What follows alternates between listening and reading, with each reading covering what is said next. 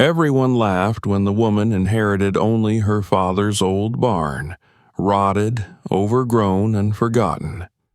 Her relatives joked that all she got were dust and rats, but when she started cleaning it and moved the hay that hadn't been touched for decades, she discovered something that changed her life forever and left everyone speechless. Subscribe to the channel and comment where you're watching this video from. The day had stretched itself thin over the parched land, a sky too bright for morning, too heavy for comfort.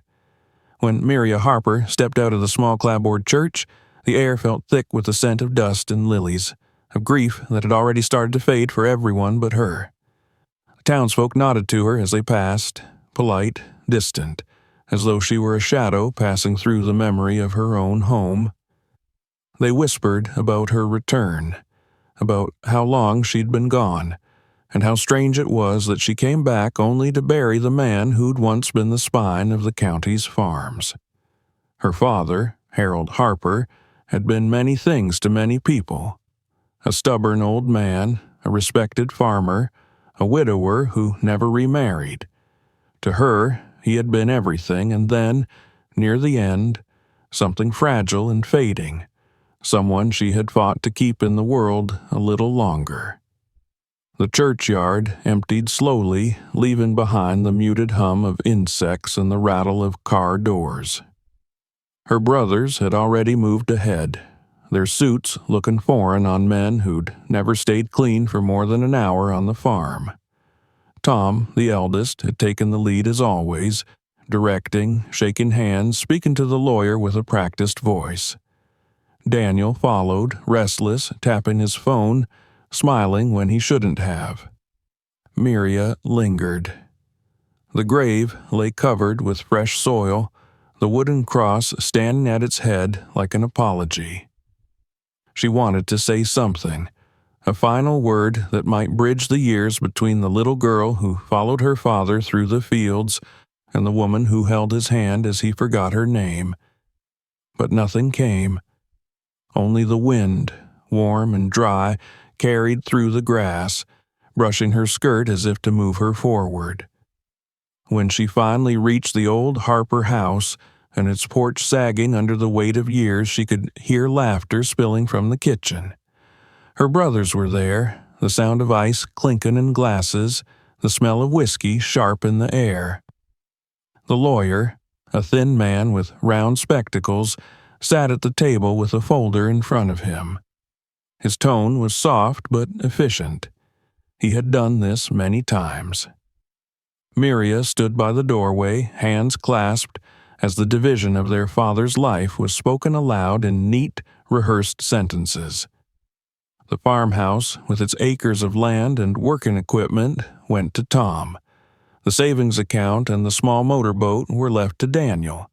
And then came her name, Miria Harper, recipient of the barn. Just the barn. The words hung in the air like a cough no one wanted to acknowledge. Tom's mouth twisted into a half-smile. Daniel snorted, muttering something about poetic justice.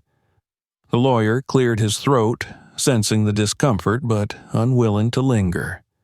Papers were signed, hands shook, and just like that, decades of soil and sweat and sacrifice were parceled out, labeled, and finished. Miria said nothing. She felt the edges of the table under her fingertips, rough wood that her father had built when she was a child. She remembered standing on it to reach a jar of honey, her father laughing, telling her to be careful. Now her brothers were the ones laughing, and she was the one standing alone. As they drank to themselves, Tom leaned back in his chair, his voice smooth with arrogance. "Guess that old place is all yours, sis. You always did like digging through dirt." Daniel chuckled, raising his glass in mock salute. "Hey, maybe you'll find a fortune under all that hay." The joke landed easily, laughter breaking against her silence. They didn't mean to be cruel, not exactly. They simply didn't think she mattered enough to hurt. For them, she had become a background detail in their father's story, the daughter who stayed behind when life called everyone else forward. Miria's eyes drifted toward the window, where, beyond the fields, the outline of the barn slumped against the horizon. Even in the dimming light, it looked tired, the red paint long stripped away by rain and time, the roof caved in one corner like a wounded shoulder. Yet, something about it drew her gaze. It had been the center of her world once, before her mother died, before her father's silence grew thick around the house. That was where she learned to fix a broken plow, to stack hay, to patch a fence. It was where she'd heard her father's whistle echo off the rafters, low and steady, while the horses stamped and the smell of fresh grain filled the air. Then, one day, without explanation, he'd locked the door and told everyone to stay out. Her brothers didn't remember that part. They didn't remember the day he nailed the door shut, or the look in his eyes when she'd asked why. He'd just said, "Some things stay closed for a reason," and turned away. After that, no one spoke of the barn again. When the meeting was over, Tom clapped her shoulder as if to say it was done. "Don't take it too hard," he said lightly. "You know how sentimental Dad was. Maybe he thought you'd make something of it." Daniel grinned. "Yeah, or maybe he knew no one else would want it." More laughter, more clinking glasses. Miria stepped out before the noise could swallow her. Outside, the late afternoon light burned gold across the fields. The wind tugged gently at her dress as she walked down the gravel path toward the edge of the property. The land was quiet now, stripped of animals, the fences broken, the soil dry. Every step she took crunched beneath her boots, the sound both familiar and foreign. She had been gone for 12 years, long enough for everything to shift slightly out of place, yet not enough for it to stop feeling like home. When she reached the barn, she stopped. The doors hung unevenly, one half open as if caught mid-thought. A swallow darted through the gap, disappearing into the shadow beyond. She hesitated before stepping closer, her hand brushing the rough grain of the wood. The scent of dust and hay rose around her, the same smell that used to cling to her father's clothes. She closed her eyes, letting memory and present blur until she could almost hear him again, his voice steady, his laugh warm, his boots echoing against the floorboards. But the sound that came was only the sigh of the wind through the broken boards. She stood there until the sun dipped low, painting everything in bronze. Then, turning back toward the house, she saw the porch lights flicker on and her brothers still inside, their laughter drifting faintly across the field. It struck her how easily they could celebrate when everything that mattered had been hollowed out. She'd thought she had made peace with them, with all of it, but now something heavy and bright settled in her chest, a quiet defiance that pulsed like a heartbeat. That night, the house creaked around her like an old ship. In her childhood bedroom, the wallpaper still peeled at the corners, and the ceiling fan spun with a slow, uneven rhythm. She lay awake, staring at the ceiling, listening to the muffled voices of her brothers downstairs.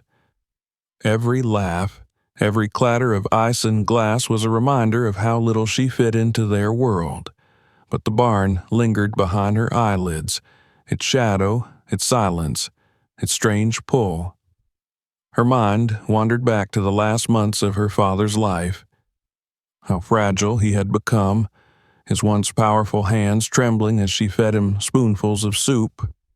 How sometimes in the half-light of dawn he'd mumble about keeping it safe, though he never said what it was. Once, in a rare moment of clarity, he'd looked at her with eyes full of something unspoken and said, "You'll know what to do when the time comes." She thought he meant the end. Now she wasn't so sure. Near midnight, Miria rose from the bed and went to the window. The moon lay low over the fields, pale and swollen. The barn stood in the distance, its roof gleaming faintly like old silver. She pressed her palm to the glass, feeling the coolness of it seep into her skin. The world was asleep, but she couldn't rest. There was something unfinished between her and that place, something waiting to be found or forgiven. In the morning, she would go back. She would open the doors again and see what years of silence had hidden. She didn't know what she expected to find. Dust, tools, maybe a memory too heavy to bear. But the thought of walking away from it felt impossible. The barn was hers now. Not the house, not the money, not the polished future her brothers had carved out for themselves, but this wounded piece of earth and timber that once echoed with her father's voice. As dawn began to rise, Miria finally lay back, her heart slow but restless. The first birds began to call outside, faint and uncertain. She closed her eyes and saw, behind them all, the shape of the barn door, shut tight, waiting. Somewhere inside, under years of dust and darkness, her father's secret was breathing still. She didn't know yet that by opening it, she would uncover not only what he had hidden, but the reason he had chosen her, and only her, to inherit what everyone else thought was nothing. By the time the sun climbed over the horizon, Miria was already dressed, her hair tied back, boots laced. She stepped outside into the chill of early light, feeling the dampness cling to her skin. The gravel crunched beneath her steps, leading her toward the shape that had haunted her through the night. Behind her, the house was still, her brothers asleep in their separate rooms.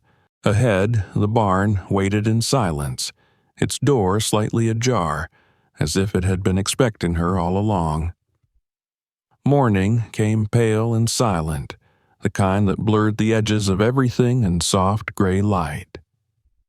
Miria stood at the kitchen window with a cup of coffee that had long gone cold, watching the mist lift slowly from the fields. The house was quiet now. Her brothers had driven back into town after breakfast, leaving behind the faint smell of cigarettes and fried eggs and the clatter of unwashed dishes. She didn't mind their absence.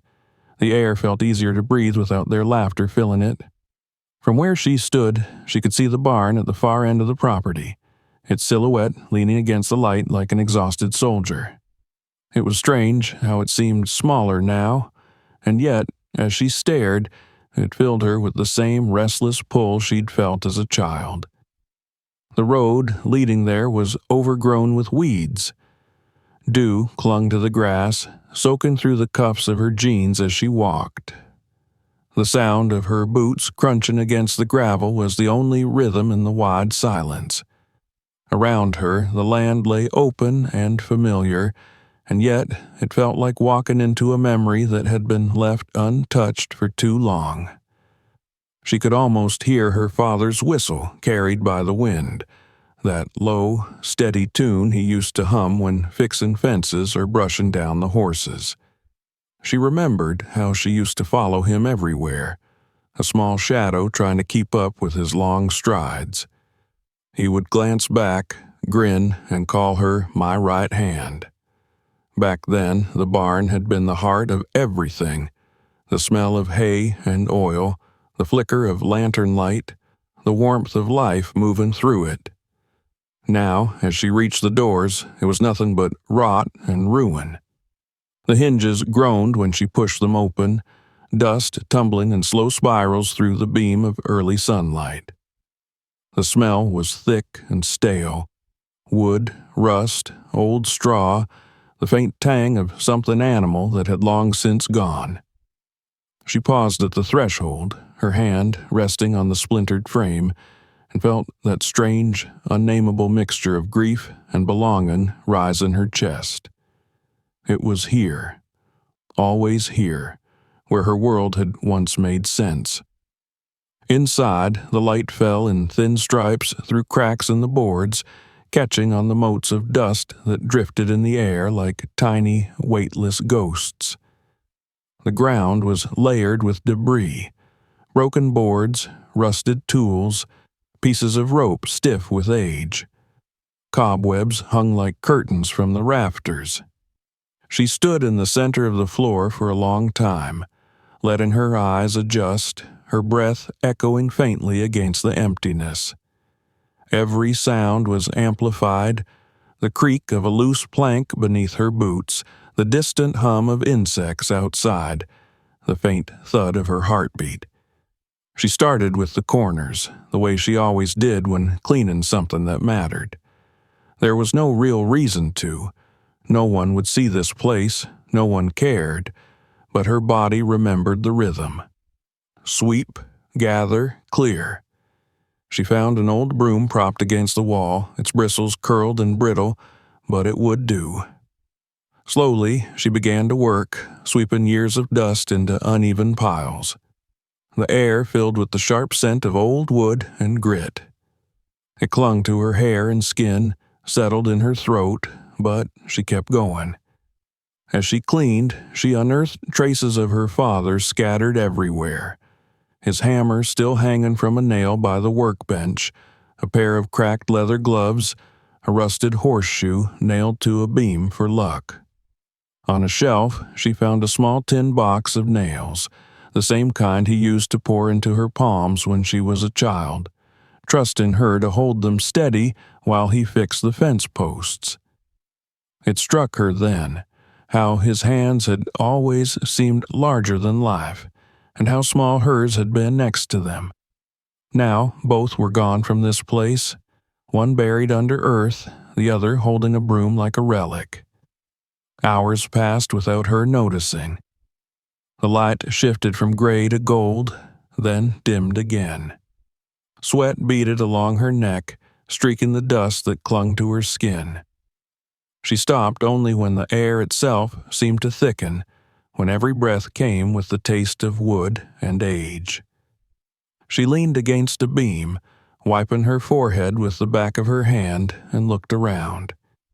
It wasn't much cleaner, not really, but it was beginning to feel less like a tomb. She could see the floor now, uneven planks warped from years of damp. She could almost imagine it the way it used to be, alive with noise, her father's boots thudding, the animals shifting in their stalls. And then she noticed it.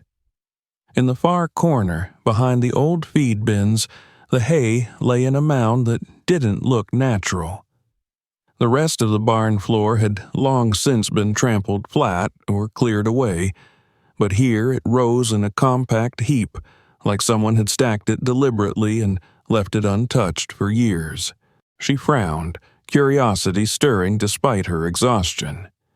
Setting the broom aside, she crossed the room, her boots crunching over the debris. When she pressed her hand against the pile, it didn't give easily. The hay was damp in the center, heavy and dense, packed down tight. She grabbed a handful and pulled it away. Beneath it, the air felt cooler, the smell more metallic.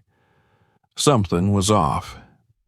She crouched down, digging deeper, shaking the clumps loose until the straw scattered in pale arcs around her. Beneath the last layer, her knuckles brushed against something hard. She froze, then pushed away the remaining hay. There, embedded in the floorboards, was a metal ring, rusted but solid, bolted into a square outline in the wood. A trap door. Miria sat back on her heels, her breath catching. The boards around it were old, but sturdier than the rest, and though the ring was coated with rust, it looked purposeful. Her pulse quickened as she ran her hand along the edges, tracing where the outline met the floor. It was sealed tight. She tugged at the ring once, twice, it didn't budge. Whatever was beneath had stayed hidden for a long time. She stayed there, staring at it, the silence pressing close around her. She could hear the soft tick of cooling metal from the tools on the bench, The distant rustle of the fields outside, the faint buzz of a fly trapped somewhere in the rafters. The air seemed heavier here, charged with something that wasn't quite fear, but expectation. Her father's voice echoed in her memory. "You'll know what to do when the time comes." Maybe this was what he meant, but even as the thought flickered, she felt herself hesitate. The light was fading, the shadows growing deeper. It was foolish to stay here alone in the dark. Whatever was under that floor had waited this long. It could wait one more night. She rose slowly, brushing the dust from her jeans, though her hands kept trembling. As she reached the door, she looked back once more at the pile she'd uncovered. The ring caught the last slant of sunlight, glinting faintly beneath the dust. It looked almost like an eye staring back at her. That night, she couldn't sleep. The house felt too quiet, too full of memories. The ceiling fan spun its slow circles, whispering over and over the same sound until it became the rhythm of her thoughts. Her brothers hadn't returned. Their cars were gone, their voices silenced, leaving her alone with the weight of the place. She tried to close her eyes, but every time she did, she saw that glint of metal, that shape hidden beneath years of straw and neglect. She thought of her father again, not the sick man she had cared for in the final months, thin and frail, but the man he had been before that. Steady, secretive, proud. He'd had a way of looking at her when he wanted her to understand something without saying it aloud. A look that had once frustrated her but now felt like a riddle she was only beginning to solve. He had locked the barn when she turned 16, nailed the door shut, and never told her why. When she'd asked, he'd simply said, "Some things aren't ready to be seen yet." She'd thought he meant the pain after her mother's death. But what if it had been something else entirely? By midnight, she was sitting up in bed, staring at the pale wash of moonlight across the floor. Her thoughts spun in endless circles. What could he have hidden there? It wasn't like him to keep secrets, at least not ones this tangible. He had never trusted banks or strangers. He'd buried cash once under the porch years ago, but this felt different. The way the hay had been arranged, the way the boards felt, this wasn't just storage. This was protection. She got up and went to the window.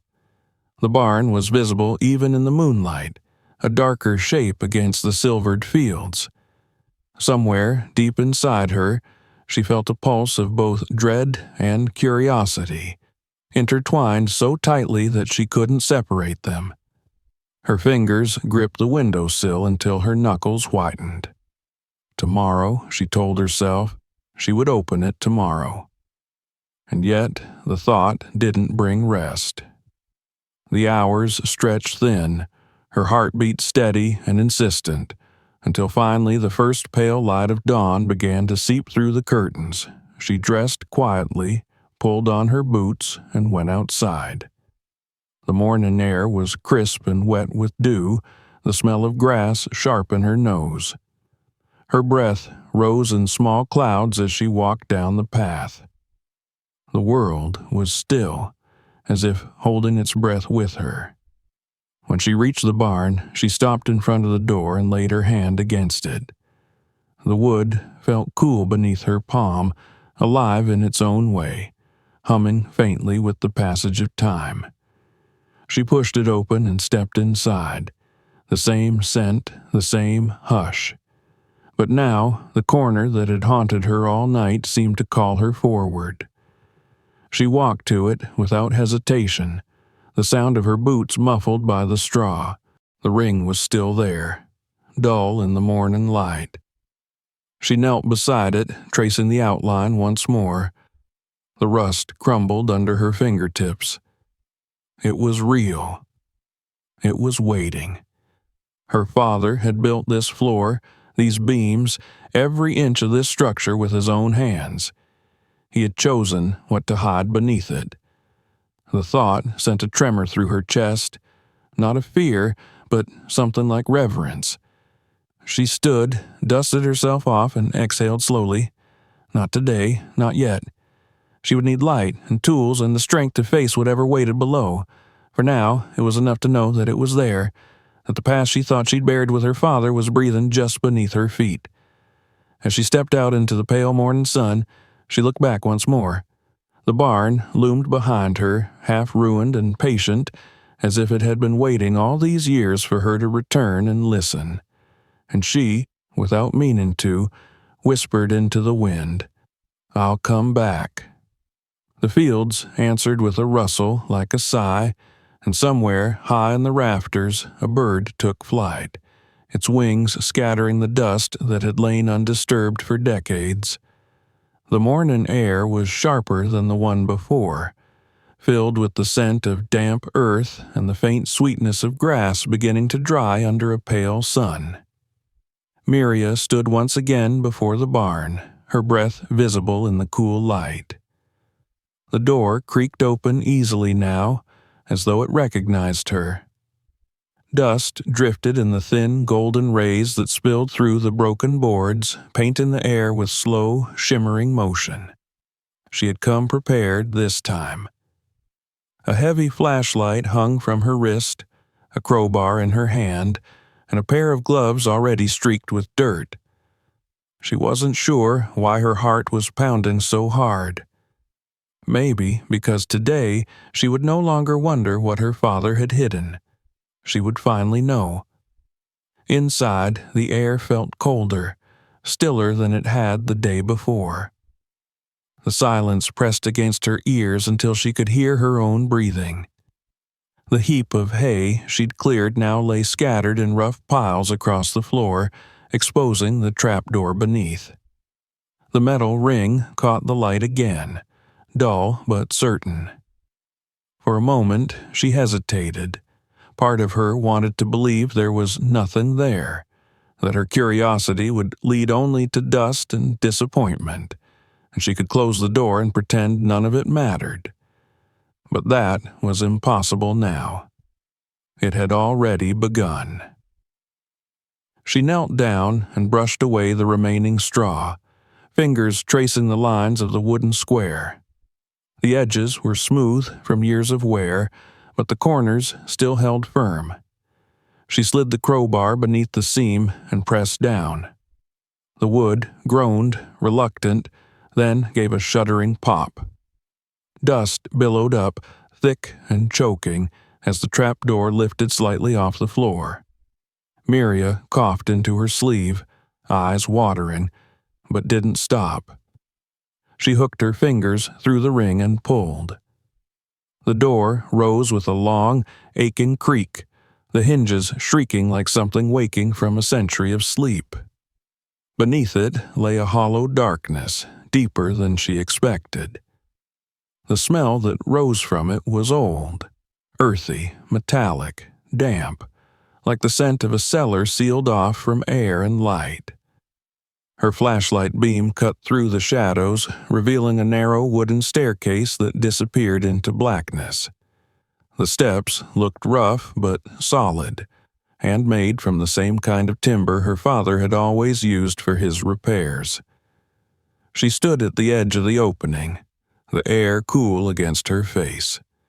For a long moment, she did not move.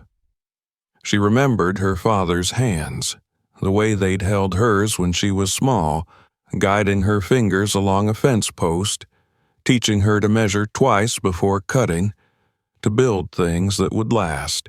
He had built this too. Every board, every nail. Whatever waited below had been crafted by him, in secrecy and purpose. Miria took a slow breath and began to descend. The first step groaned beneath her weight, but held firm. Then the next. Each creak echoed like a heartbeat, pulsing into the heavy quiet. The beam of her flashlight trembled slightly as she moved. The walls were close on either side, covered in a thin sheen of moisture, and the smell of damp soil filled her lungs. Halfway down, the light flickered across something carved into one of the boards, a mark, faint and deliberate. 2 overlapping circles like a pair of linked chains. She brushed her fingers over it, feeling the groove of the knife that had cut it, then kept going. At the bottom, her boot sank slightly into hard-packed dirt. The ceiling was low, forcing her to stoop. The space opened wider than she'd expected, about the size of a small room. The floor was uneven, the walls a mix of concrete, timber, and rusted metal sheets nailed into place. Everything smelled of age. She swept her flashlight slowly across the room. There was an old recliner in one corner, its cushions split open, stuffing spilling out like pale guts. Nearby, a metal filing cabinet leaned crookedly against the wall, drawers half open and rusted solid. A broken lantern sat beside it. Shelves ran along the far side of the room, sagging under the weight of boxes, jars, and stacks of what looked like yellowed papers. Her light caught on an unplugged refrigerator, sealed shut with duct tape that had turned brittle and gray. Spiderwebs connected everything. The shelves, the ceiling, the forgotten relics of a life lived in secret. Miria took a few careful steps forward, her boots crunching on what sounded like fragments of glass. She aimed the light down. Bottles. Dozens of them shattered across the floor, their labels eaten away by time. The faint scent of vinegar or wine hung in the air, too faint to place. She swallowed, forcing herself to move slowly, scanning each shadowed corner. It was colder down here, the kind of cold that seemed to come from beneath the skin. She rubbed her arms, even as her curiosity drove her onward. This didn't feel like a storm shelter or a storage room. It felt intentional. The way things were arranged, the way the space seemed built not for comfort, but for protection. Someone had lived here, or hidden something here, long enough to make it part of the earth itself. Her flashlight swept over a stack of cardboard boxes. She knelt, brushing away the dust, and pulled one open. Inside were newspapers, their ink faded but still legible in places. The top headline caught her eye: Freedom March turns violent in Mississippi. Another: Local families lose land amid rising tensions. Each date was from decades ago. She lifted one, feeling the thinness of the paper, the way it crumbled slightly under her touch. Beneath it were more, dozens of clippings, some marked with her father's handwriting. She froze. He had been keeping records. She set the papers aside carefully and opened the next box. This one held photographs, black and white images of people she didn't know. Men, women, children, standing in front of farmhouses, trucks, even fields like theirs. Some smiling, some unsmiling, most looking straight at the camera as though staring right at her. None of them had names written on the back. For a long while she simply sat there, her flashlight resting against the ground, its beam angling upward into the dark. The light glinted off the metal edges of the filing cabinet and shimmered faintly across the refrigerator's dull surface.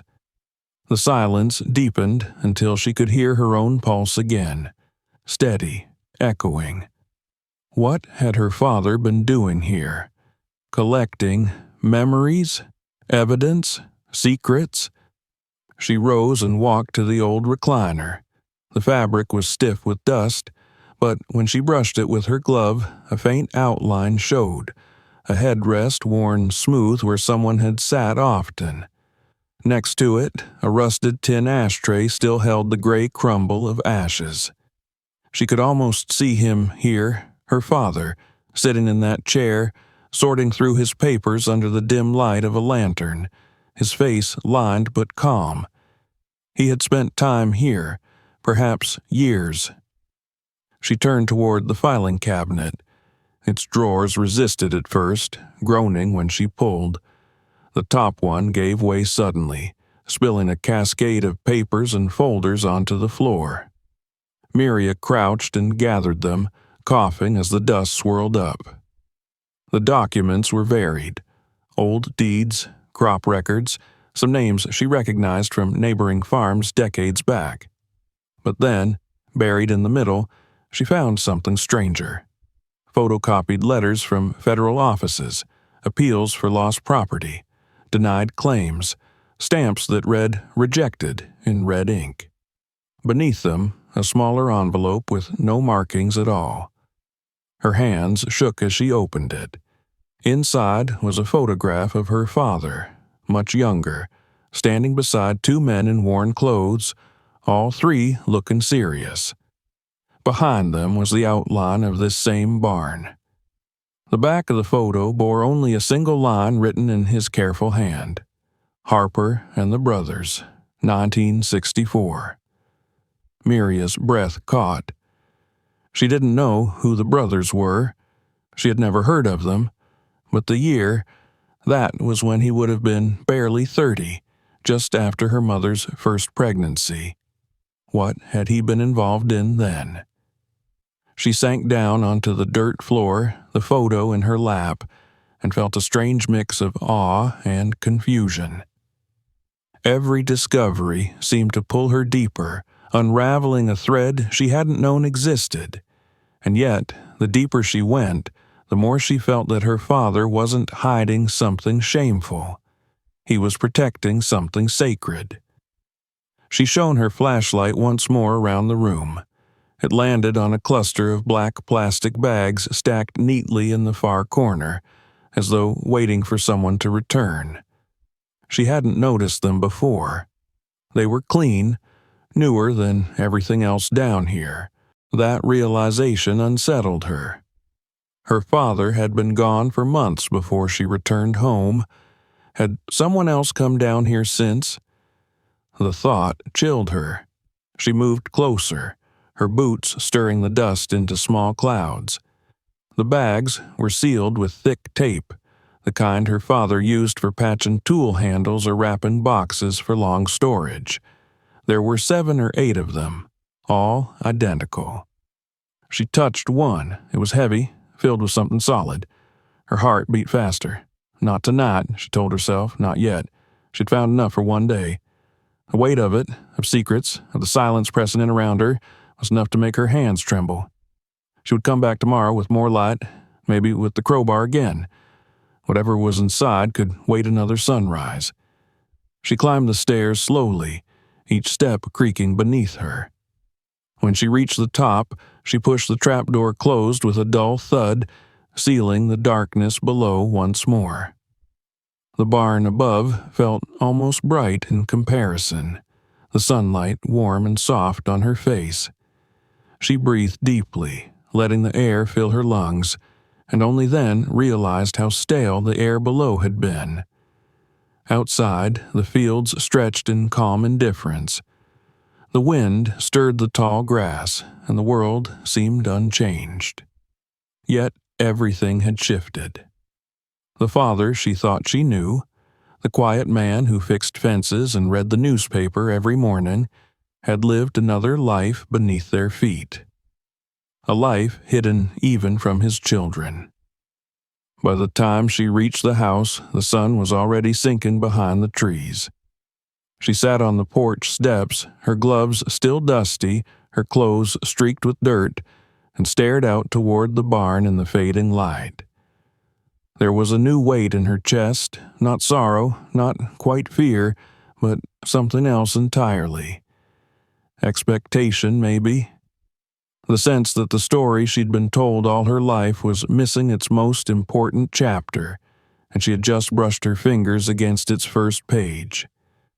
When night came, she couldn't bring herself to eat. The house was too quiet again, the rooms echoing with old creaks. She lay in bed and watched the ceiling fan spin in slow, uneven circles. The images replayed in her mind: the stairs, the marks on the walls, the faded faces in the photographs, and beneath it all, that neat row of sealed black bags. She turned onto her side, pulling the quilt to her chin. Tomorrow, she promised herself again. Tomorrow she would open them. Tomorrow she would understand why her father had built that place, why he had kept it secret, and why, of all things, he had left it to her. But even as she tried to close her eyes, she knew sleep would not come. The barn was calling to her now, its silence louder than any voice, and somewhere deep beneath it, the past waited, breathing, patient, certain that she would return. The next morning arrived gray and heavy, a dull sky pressing low against the horizon. The house seemed to resist waking. Every creak of the floorboards echoed like a reminder that time moved slower here. Miria had barely slept. The memory of what she had found below the barn clung to her mind as stubbornly as the dust that had settled into her hair and clothes. When she rose and washed her face, she felt as though the night had not ended at all, only stretched thin into another day of questions.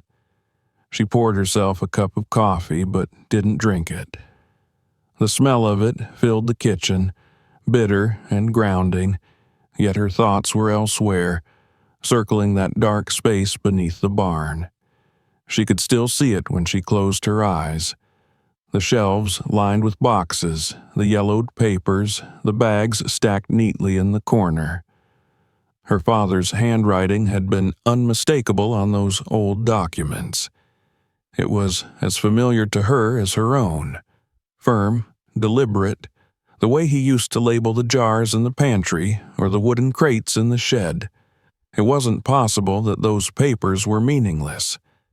Everything down there had been arranged too carefully, the order too precise. He had meant for someone to find it. By the time she stepped outside, the wind had picked up. Clouds moved fast overhead, and the air carried the faint promise of rain. She crossed the field slowly, her boots sinking slightly into the soft ground. The barn stood waiting as it had before, unchanged but not indifferent. It felt almost alive now, watching her come closer. Inside, the smell greeted her again, a mix of hay, rust, and age. The trapdoor waited in the corner like an invitation. She didn't hesitate this time. Kneeling, she lifted it open and aimed her flashlight down into the dark. The beam fell across the stairs, the same narrow steps that had seemed endless the day before. They looked steeper now, as though the night had deepened their depth. She descended carefully, her boots echoing on the wood. The air grew colder with each step. When she reached the bottom, she turned slowly, letting the light sweep across the walls. The room looked the same. Quiet, patient, but the sense of mystery had thickened. The black plastic bags still sat in their corner, their surfaces faintly glistening under the beam. She avoided them for the moment and went instead to the boxes she had opened before. She knelt beside them, pulling out more papers. The newspaper clippings were older than she had thought at first, some from the late 50s, others from the early 70s. Headlines blurred together: marches, protests, missing persons, families losing land. In the margins of many articles, her father had underlined words in pencil: displacement, freedom, violence, ownership. The pattern wasn't random. It was as if he'd been tracking something, following a story that never reached its ending. Beneath the papers, she found folders of letters, official-looking documents with faded stamps. Many bore government seals, others the letterheads of law offices or churches. They were written by hand, some typewritten, and every one of them spoke of loss. Families appealing for land that had been taken from them, requests for legal help that went unanswered. Names she didn't recognize repeated themselves: Johnson, Cole, Rivers, alongside dates and addresses scrawled in the margins. Miria set the papers aside and sat back on her heels. Her father had kept all of this hidden, carefully preserved. Why? She pictured him down here, sorting through letters and records, copying documents by lamplight. It wasn't idle curiosity. He had been doing something deliberate. He was protecting something or someone. On the lowest shelf, she found a small metal box. It was the kind he used to keep nails in when she was a child, dented and rusted at the edges. She opened it and found a handful of photographs folded neatly inside. The first showed a group of men and women standing beside a truck, their faces proud, their clothes simple but clean. They were outside, perhaps on land like theirs.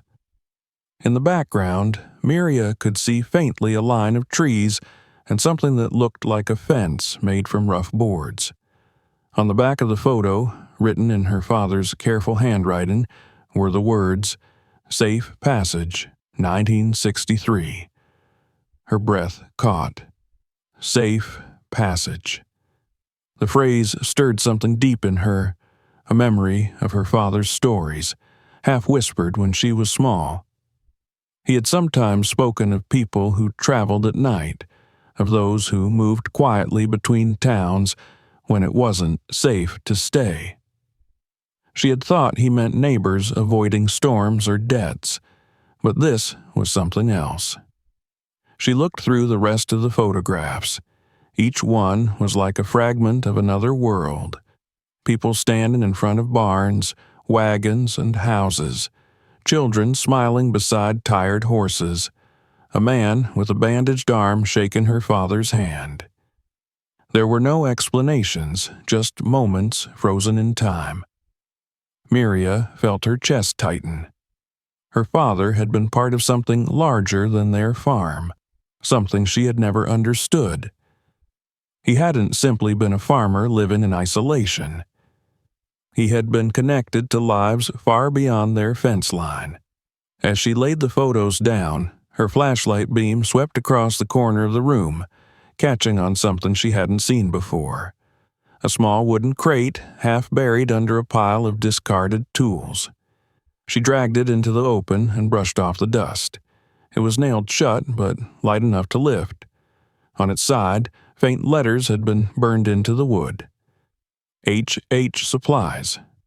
Her father's initials. She pried it open with the edge of the crowbar.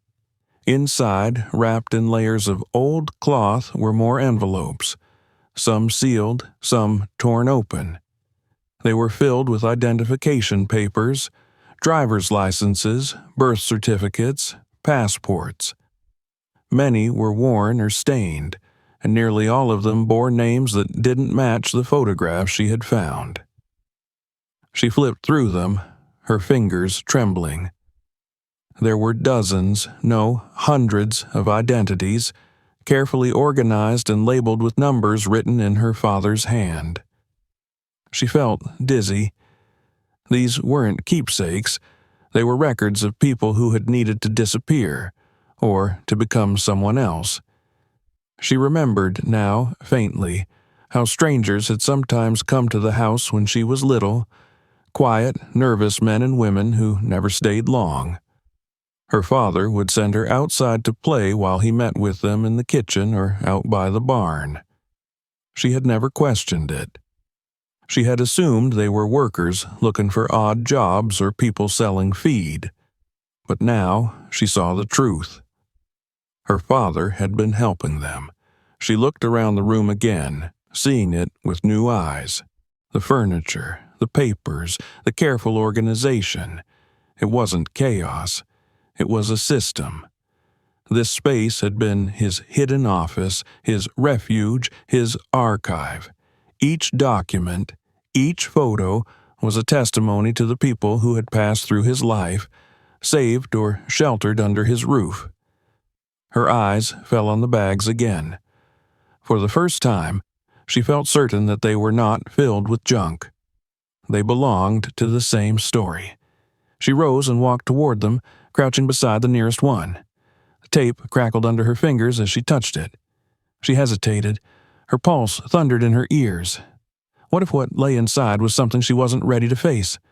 Her flashlight beam trembled across the floor, casting long, wavering shadows.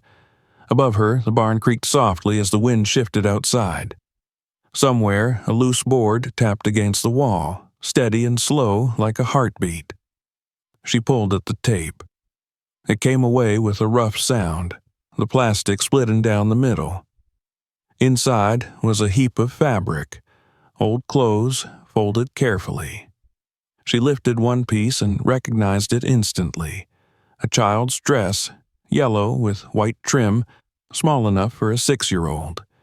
Beneath it were other garments, men's jackets, women's skirts, all different sizes. The smell of cedar clung faintly to them, mixed with dust and time. At the very bottom, beneath a layer of folded cloth, something hard knocked against her hand. She reached in and pulled it out. It was a small wooden toy tractor, its paint chipped, one wheel missing. She turned it over, and there, scratched faintly into the underside, were the letters M.H., her initials. She sat back, stunned. The toy had been hers. She remembered it now, the Christmas when her father had carved it for her, his hand steady even though his eyes had already begun to show the fatigue of years. She had played with it in the barn until she was old enough to forget it, until the day he locked the doors and told her to stay away. The tears came slowly, not in sobs, but in quiet waves. She didn't know if they were for him, for herself, or for the years between them that had turned to silence. When she could breathe again, she wiped her face with her sleeve and kept searching. In the next bag, she found notebooks, her father's handwriting filling every line. Some were lists of names, others diaries of sorts, written in fragments. Notes about deliveries, dates, weather, and brief, coded phrases that only he could have understood. At the end of one, he had written, "If anything happens, trust the light. It always finds its way back through the cracks." Miria closed the book and pressed it to her chest. He had written these words for someone, for her, perhaps, though he could never have known she would be the one to find them. She sat there for a long while, surrounded by the evidence of his hidden life. The air was cold, but she didn't feel it anymore. It was as if she had stepped out of time, suspended between what she knew and what she was beginning to understand. Her father had built this place not out of secrecy, but out of necessity. He had been part of something that required silence, protection, sacrifice. And now, by leaving her the barn, he had passed that weight to her. When she finally climbed the stairs and closed the trap door behind her, the light from outside had shifted to gold again, spilling through the cracks like thin rivers. She stood in the middle of the barn and looked around. Everything felt different now. The space was no longer a ruin or a relic. It was alive again, filled with the hum of history. As she stepped out into the fading afternoon, she turned back once more. The barn stood still and solemn in the field, its shadow stretching long over the grass. She whispered softly, as if he might hear her through the wind, "I see you now, Daddy. I see what you did." The words disappeared into the air, but the silence that followed no longer felt empty. It felt like an answer. The next day began with the kind of stillness that makes every sound feel sharper, every movement deliberate. Miria woke before dawn, long before the first light touched the fields. The house was quiet, the air heavy with that faint chill of early morning when the world holds its breath. She sat on the edge of her bed, her father's old flannel shirt draped around her shoulders, staring at the pale stripe of light seeping under the curtain. She could not stop thinking about the notebook she had found, The words her father had written about the light finding its way through the cracks. Those words had settled deep inside her, like a seed taking root. There was more to uncover, and she knew it. When she stepped outside, the ground was wet with dew. The grass brushed against her jeans, darkening the fabric as she crossed the path toward the barn. The rising sun painted the horizon in soft orange, and a bird's cry echoed across the fields, lonely and distant. For the first time, the barn didn't look like a ruin. It looked like a place waiting to be understood. The air seemed to hum with quiet anticipation, as though the walls themselves were aware of what was coming. She pushed the door open and stepped inside. Dust motes swirled in the light like drifting sparks. The scent of hay and wood filled her lungs, grounding her. The trap door was right where she had left it, the edges now familiar under her touch. She knelt and lifted it, the hinges giving their long, tired groan. The darkness below yawned open like a memory she could finally enter without fear. This time, she carried more than a flashlight. She had brought a lantern from the shed, one of her father's old ones, polished until the brass gleamed faintly. When she lit it, the glow filled the stairwell with a golden warmth that cut through the cold air below. She descended slowly, one step at a time, until her boots touched the dirt floor. The smell of damp earth greeted her again, but it no longer felt oppressive. It felt familiar. She began by stacking the papers and photos she had examined the day before into neat piles, careful not to disturb their order. She wanted to make sense of everything, to see the pattern her father had seen. When she turned toward the shelves again, her light caught on something she hadn't noticed before. Behind one of the stacks of boxes, half hidden by a plank of wood, was another crate. Smaller than the others, sealed with rusted nails. On its lid, carved faintly into the surface, were 3 small circles intersecting at the center. Miria set the lantern down beside it and brushed away the dust. The symbol was familiar. She had seen it before, on the beam of the staircase, etched faintly into the wood as she descended that first day. Now she understood that it was not decoration, but a sign, a marker. Her father had always left marks when something mattered. She remembered him teaching her how to brand their livestock when she was young, explaining that every mark told a story, a claim, a promise. Perhaps this was his way of claiming this secret as his own. She pried open the crate with the crowbar, the wood splintering in her hands. Inside, beneath a layer of cloth, lay a collection of objects that seemed at once ordinary and profound. A stack of small leather-bound notebooks tied together with string. A silver pocket watch, its face cracked but still gleaming beneath the dirt. A folded piece of blue fabric that looked like part of a flag, and beneath it all, an envelope sealed with red wax bearing her father's initials. Her pulse quickened. She reached for the envelope but hesitated. Instead, she picked up one of the notebooks first. The pages were filled with her father's handwriting, neat and precise, the ink faded but still legible.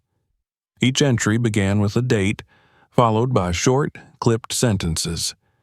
Some read like journal notes, others like coded instructions. April 17th, 1964. Delivered safely. 3 children, 1 woman. Stayed the night in the south stall. Left before dawn. June 2nd, 1965. Papers finished. Samuel helped cross the river. Too much attention lately. Must move faster. August 10th, 1965. New route set. Using the barn again. Safer than the house. The girl asked about the light in the rafters, told her it meant hope. Miria's throat tightened. He had been keeping records of people he helped. families, refugees of another kind, those displaced by laws and hatred. The barn had been more than a shelter for animals, it had been a sanctuary. She felt a strange, fierce pride rise inside her, tempered with sorrow. All those years she had thought he was just a quiet farmer living a simple life, but he had carried a purpose greater than anyone had imagined. She opened the next notebook. The entries grew more personal. The nights are longer now.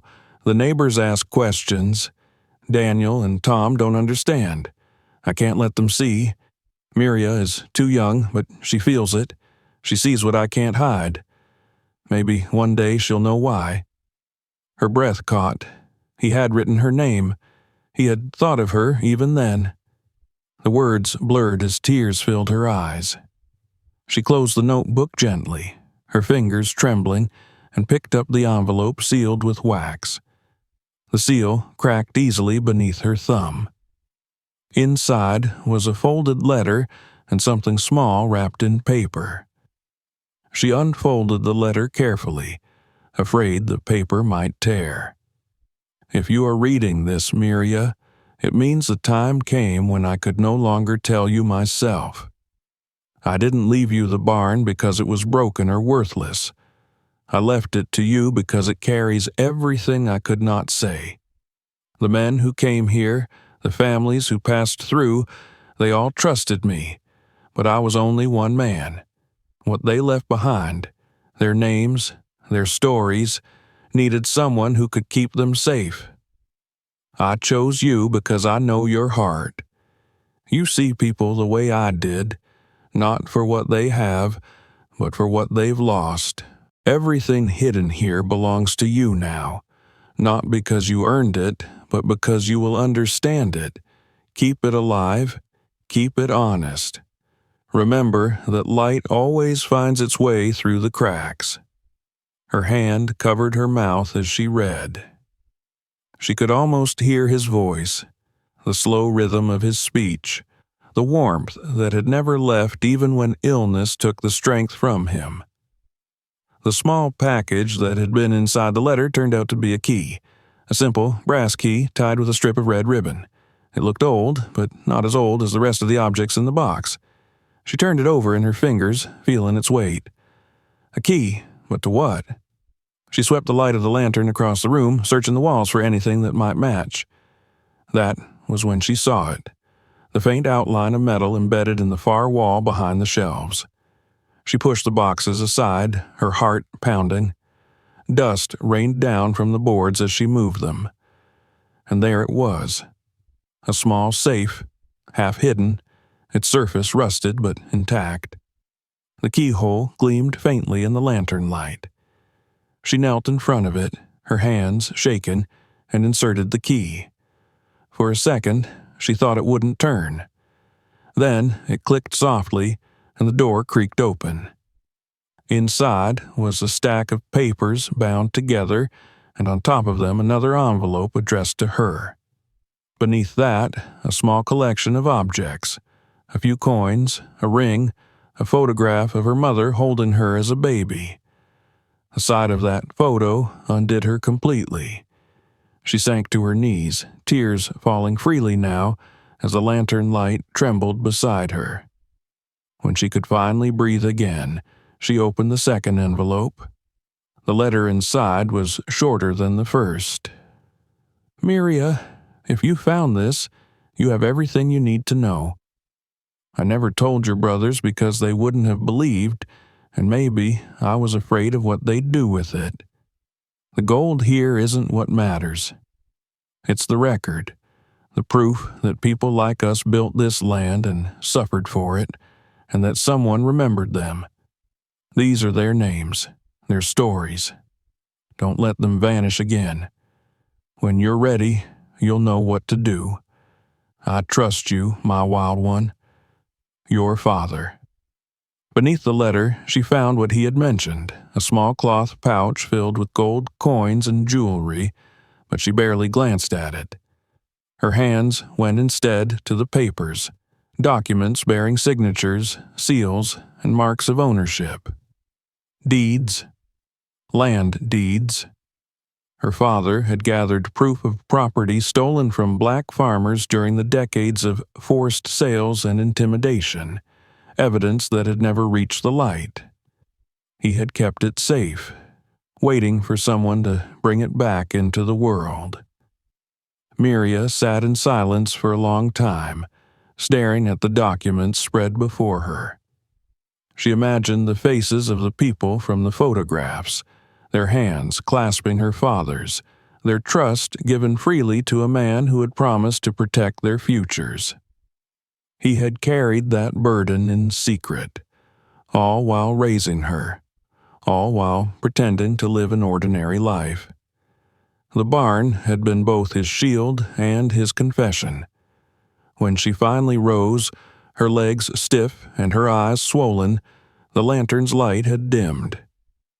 She turned down the wick, letting the flame shrink to a soft glow. The room felt smaller now, but warmer somehow. The cold was gone. She closed the safe gently, leaving it unlocked. There was no need for it to be hidden anymore. As she climbed the stairs, she thought about the words her father had written, about light finding its way through cracks.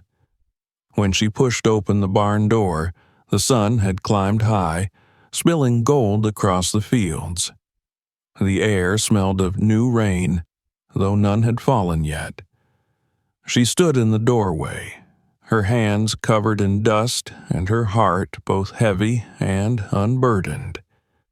For years, she had believed her inheritance was nothing more than a joke, a punishment. But now she understood that it had been a test of faith, a way for her father to make sure that what he had protected would not be lost with him. She looked back at the barn one last time before walking toward the house, and for the first time she felt it watching over her not as a burden, but as a legacy. Inside the kitchen, the clock on the wall ticked softly. She sat at the table and spread the documents out before her, smoothing the edges with care. Her father's voice seemed to whisper through the still air. Keep it alive. Keep it honest. Outside, the wind shifted through the fields, stirring the tall grass. The barn stood steady against the sky, its weathered boards glowing faintly in the sunlight. Somewhere inside its walls, the echoes of her father's quiet courage lingered, waiting for her next move. Miria closed her eyes and whispered into the silence, "I'll finish what you started."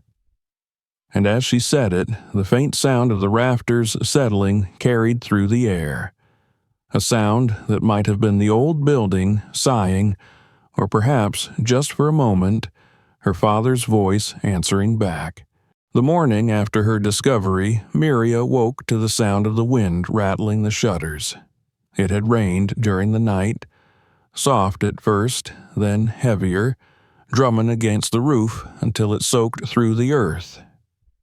The air smelled of wet clay and honeysuckle, the scent of summer after a storm.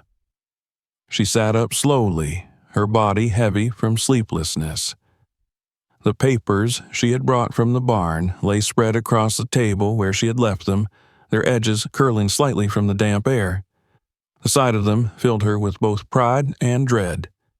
She knew what they meant now, what her father had risked, what he had preserved, but she also knew what would happen if she brought them into the light. She made coffee and drank it standing at the window. The world outside looked new-washed, gleaming under a shy sun that filtered through the breaking clouds. The barn, dark and silent at the far edge of the field, looked less like an old ruin now, and more like a monument. She thought of the safe, the gold, the letters, the deeds, proof that her father had been a part of something vast and invisible, a quiet act of rebellion that had lasted a lifetime. He had believed the past could be protected until someone brave enough came along to tell it. That someone was supposed to be her. By mid-morning, she had made her decision. She would go into town and speak to someone who could help her understand what these papers meant. Maybe a historian, a lawyer, anyone who could read the truth hidden in them. But first, she needed to tell her brothers. She couldn't keep this secret without at least trying to share it with them, even if she knew how they would react. They arrived later that day, their truck kicking up a trail of wet dust as it rolled down the dirt road. Tom was the first to step out. Tall, broad-shouldered, his suit jacket slung over one arm even though the air was thick with humidity. Daniel followed, wearing his habitual smirk, sunglasses pushed up on his forehead. They looked out of place here now, too polished, too sure of themselves. Miria met them on the porch, wiping her hands on a rag she had used for cleaning the lantern. "We need to talk," she said. Her voice came out steadier than she felt. They exchanged glances, already suspicious. "About what?" Tom asked. "It's about the barn." Daniel laughed under his breath. "Don't tell me you're still messing around in that place. You've got to let it go, Miria. It's just a pile of wood and dust." She shook her head. "It's not just that. There's something under it. Dad left things. Papers, records, letters. You both need to see this." Their laughter faltered. Tom frowned, his voice turning sharp. "What kind of things?" She motioned for them to follow. Reluctantly, they did. The path to the barn was muddy, their shoes sinking with each step. When they reached the door, Miria pulled it open and led them inside. The air was cool, still scented with rain. She lifted the trapdoor and gestured to the staircase. "Down there." Tom leaned over the edge, his expression skeptical. "You've got to be kidding. What is this, some kind of basement?" "It's where Dad kept everything." Against their protests, she climbed down first, holding the lantern aloft. The golden light spilled across the familiar space, casting long shadows against the walls. Her brothers followed hesitantly, muttering about the damp and the smell. When they reached the bottom, Miria turned and faced them. "Look around," she said quietly. Tom's eyes swept the room. He noticed the filing cabinets, the boxes, the shelves stacked with papers. Daniel toed one of the black bags with the tip of his shoe. "What is all this junk?" "They're not junk," Miria said. "They're records, proof. Dad was helping people, black families who were losing their land, families forced off their homes. He kept their documents, their stories. This was his work." Her words hung in the air, and for a moment neither of them spoke. Then Daniel laughed, short and bitter. "You've lost it. He was a farmer, Miria. He couldn't even read half the stuff you're talking about. Why would he be mixed up in any of that?" "Because he cared," she said fiercely. "Because he saw what was happening and couldn't stand by. These deeds, these letters, they're proof that he was trying to protect them." Tom crossed his arms. "Even if that's true, and I'm not saying it is, what do you expect us to do with it? You think anybody cares about a bunch of old papers from 50 years ago? You're wasting your time." "I'm not wasting anything," Miria said. "I'm finishing what he started." They stared at her, their disbelief slowly hardening into something uglier. Tom shook his head. "You always were too sentimental. You gave up everything to take care of him, and now you can't let him go. Maybe this is just your way of holding on." His words hit her like a slap. She wanted to shout, to tell him how wrong he was, but instead she turned away and gathered the papers from the table, her hands trembling. "You don't have to believe me," she said quietly. "Just don't stand in my way." When she looked back, they were already climbing the stairs. "Do what you want," Daniel said over his shoulder.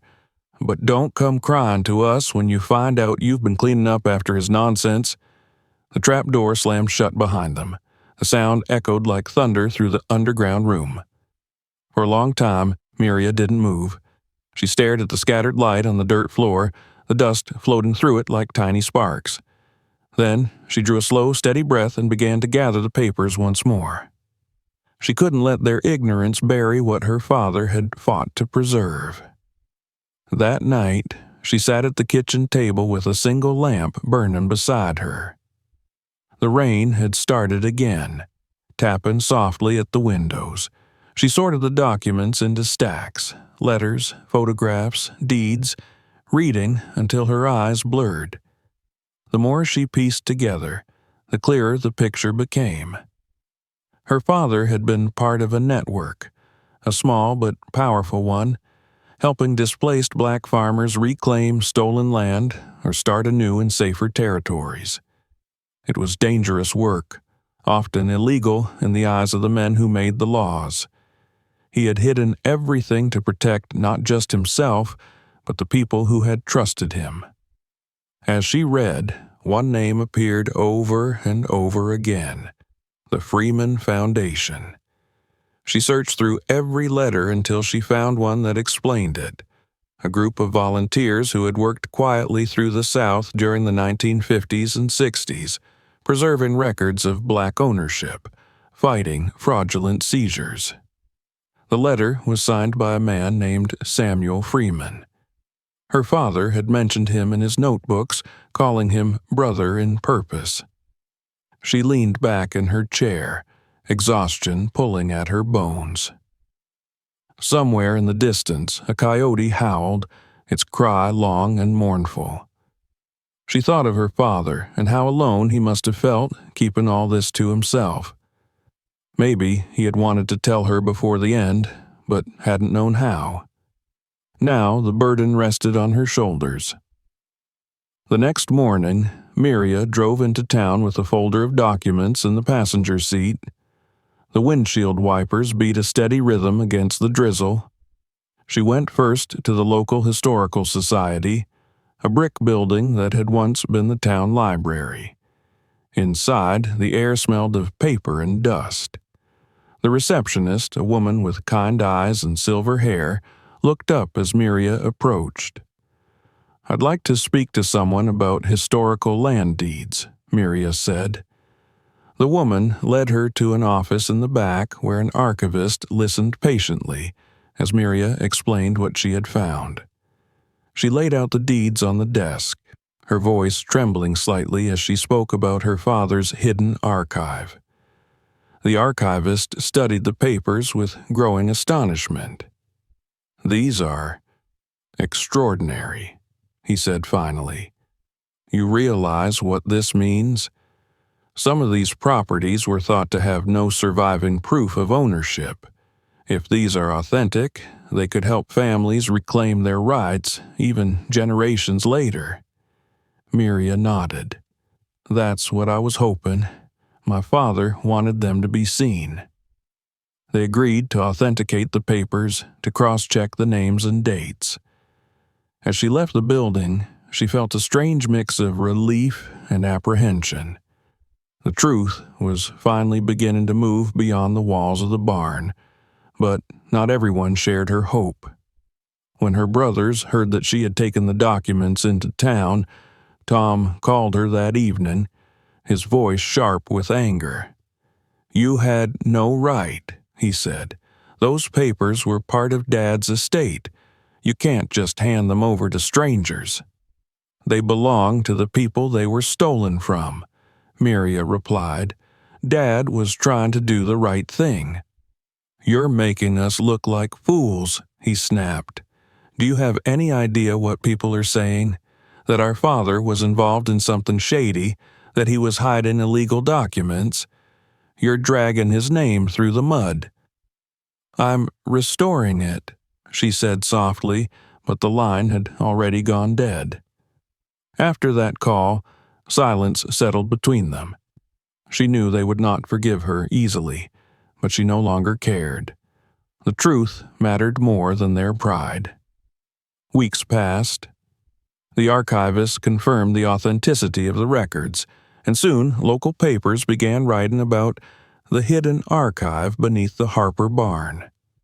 Reporters came, photographers, even historians from the state university.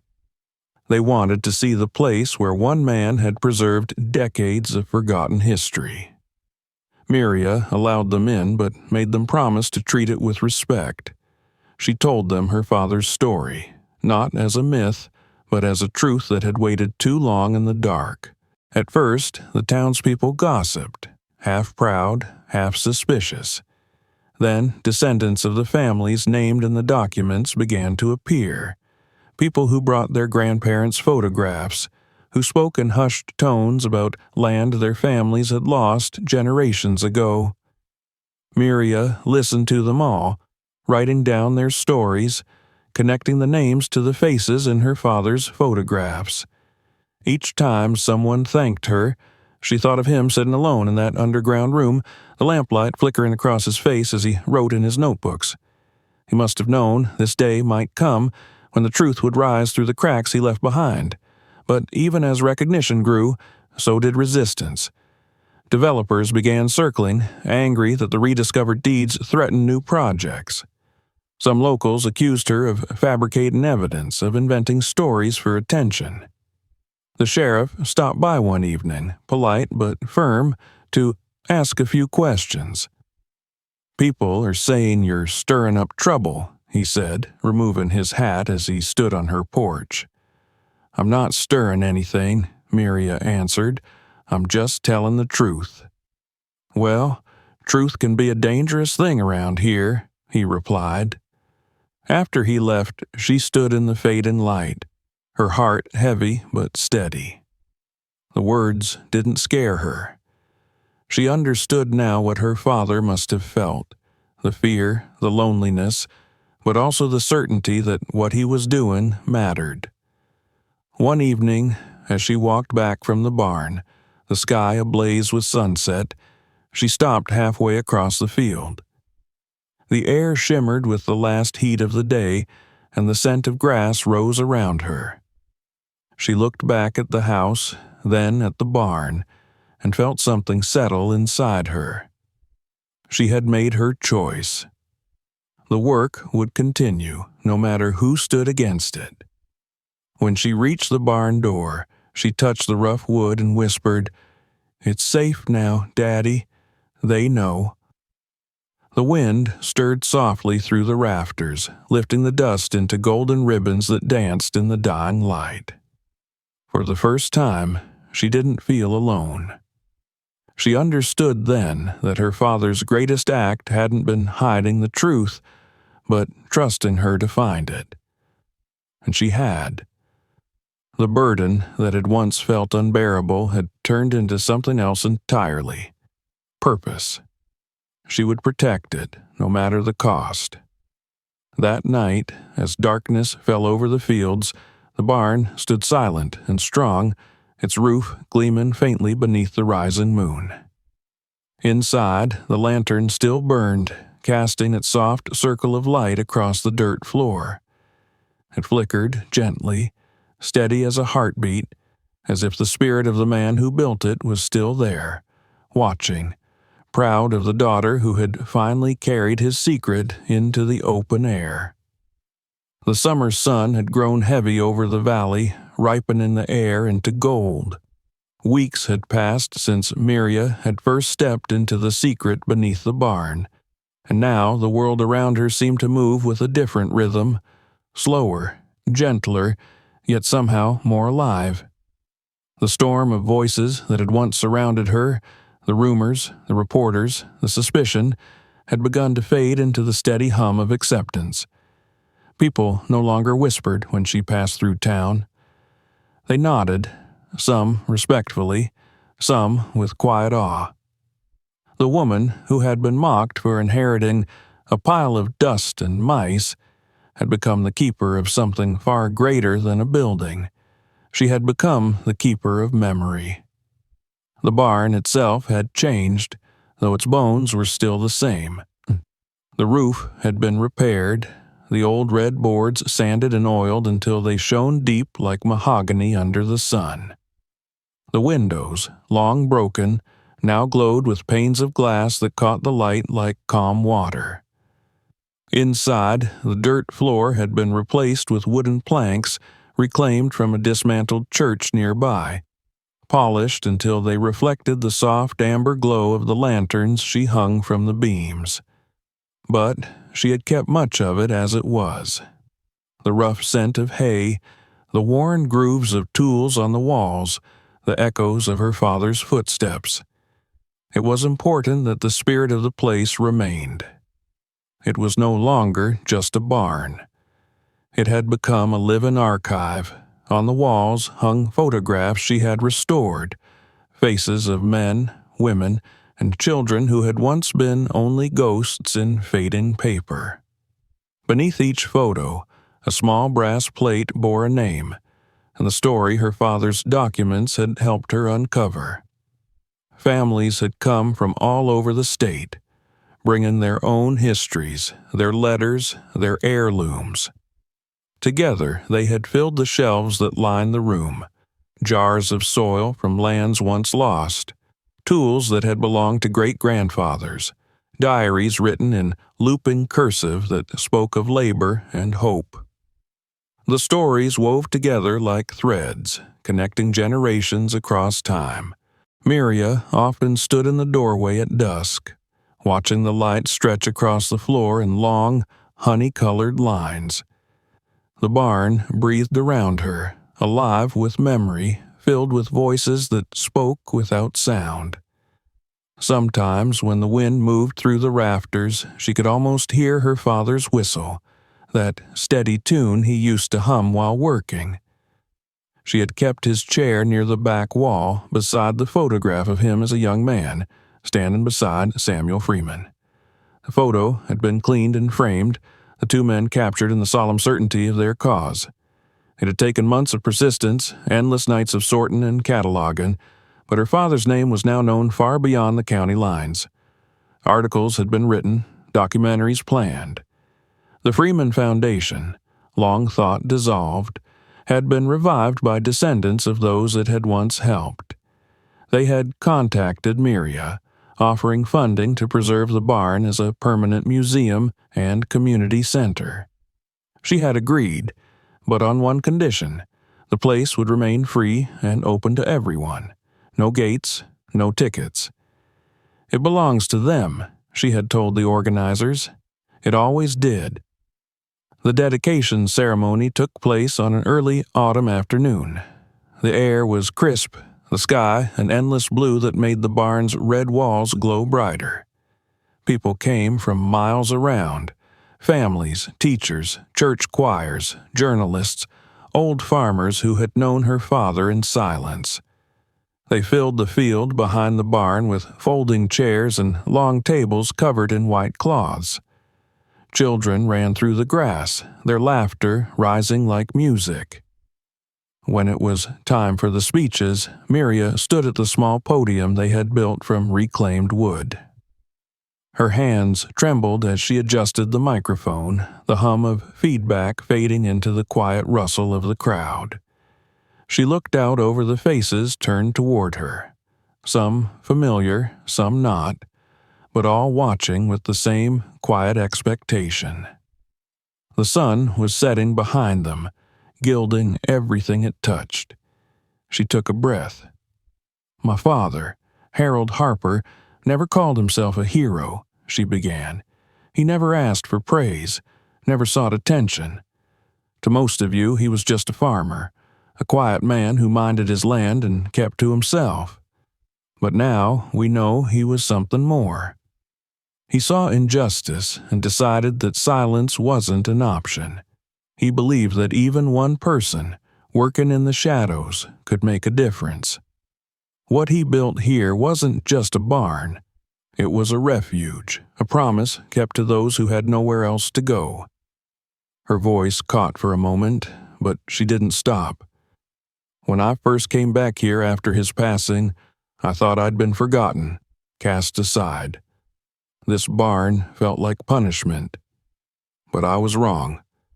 It was his way of showing me who he truly was and of trusting me to carry it forward. He once wrote that light always finds its way through the cracks. I think he was right.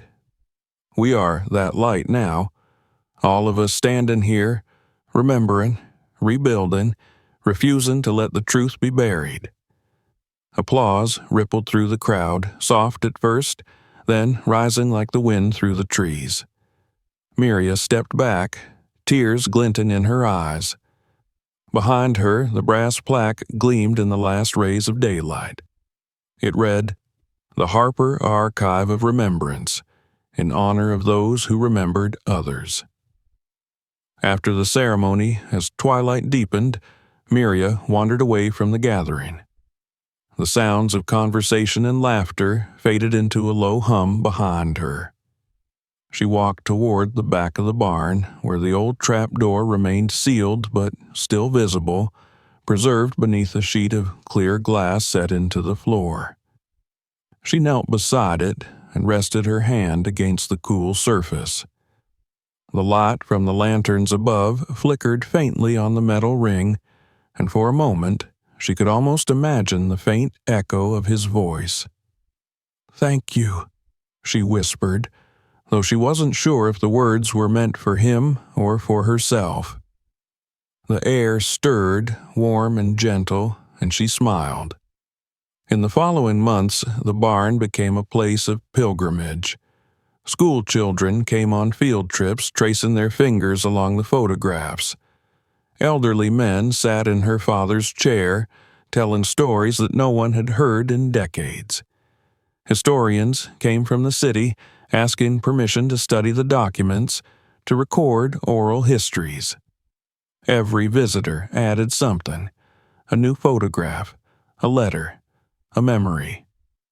The archive grew until it became not just a collection of the past, but a living testament to survival and faith.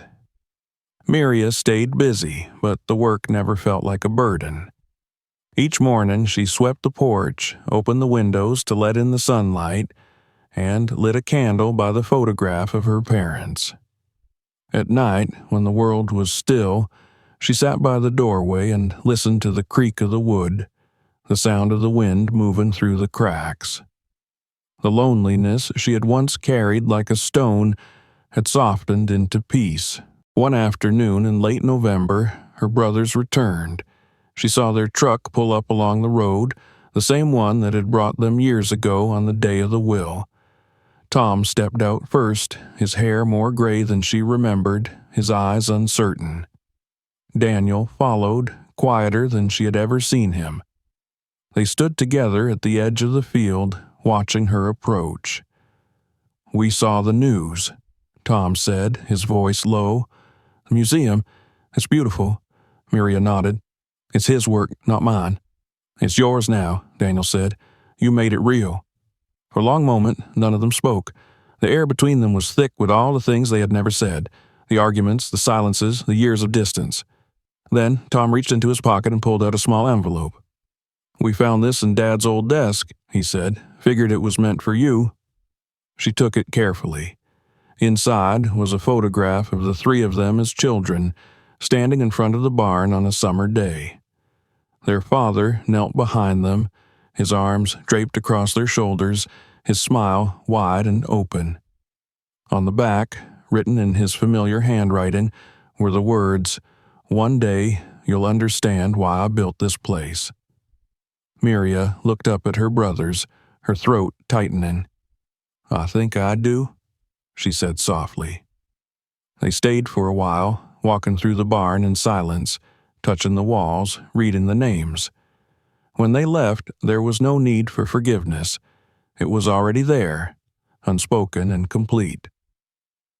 That evening, after the last visitor had gone and the lanterns burned low, Miria stepped outside. The sky was deep blue, scattered with stars. The air was cool, the kind that hinted at winter. She stood in the middle of the field, the barn behind her glowing softly with warm light, and listened to the quiet. The same land that had once held her grief now held her peace. She thought of her father again, of his quiet laughter, his steady hands, his faith that even the smallest act of courage mattered. He had been gone for years, but in some way he had never truly left. His voice still echoed in the wind, his lessons written in every beam and board she had restored. "I found it, Daddy," she whispered, the words drifting into the night. "I found what you left me." The wind moved through the grass, gentle and steady, carrying with it the faintest hint of a whistle, the same tune he had hummed when she was little. It rose and fell like breath, and then it was gone, swallowed by the stars. Miria turned back toward the barn, her heart light and full. The open door glowed with a warm, golden light that spilled across the ground like a path. She walked toward it, her steps slow and sure, feeling the earth firm beneath her feet.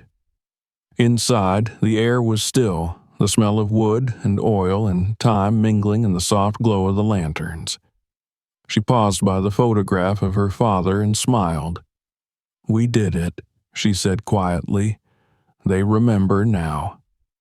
Outside, the wind rose once more, brushing gently against the walls, and the barn answered with a low creak, a sound that felt like gratitude. Miria stood in that silence for a long time, until the light around her softened and the night settled deep over the valley. Then she blew out the lanterns one by one, each flame dimming into darkness, until only the memory of their glow remained. The barn slept, but the story it held no longer did. It lived on, in the fields, in the photographs, in every voice that whispered its name. And as Miria stepped out into the cool night air, she knew her father had been right all along. Light always finds its way through the cracks. If this story moved you, don't forget to hit that subscribe button. There are more incredible stories coming that you won't want to miss. Watch the next video right here and share this one with your friends. You never know who needs to hear it.